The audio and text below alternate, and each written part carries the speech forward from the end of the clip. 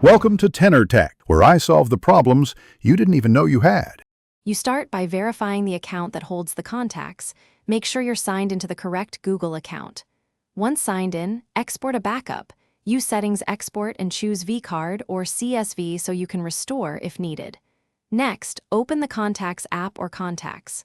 Google. And make sure the app is updated. An update can change options. Now locate the menu icon or Settings gear to begin reversing the unwanted update and access visibility and sync controls. Now you'll disable the features introduced by the update. Go to Android Settings Accounts Google, select your account, and toggle Contacts Sync Off to stop new changes propagating.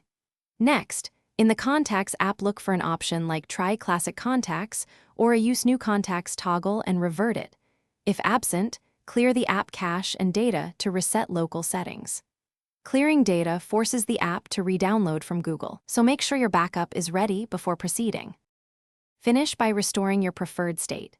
Import your exported vCard or CSV through Settings Import to recover any missing entries, then re-enable Google Contacts Sync so changes persist in the cloud.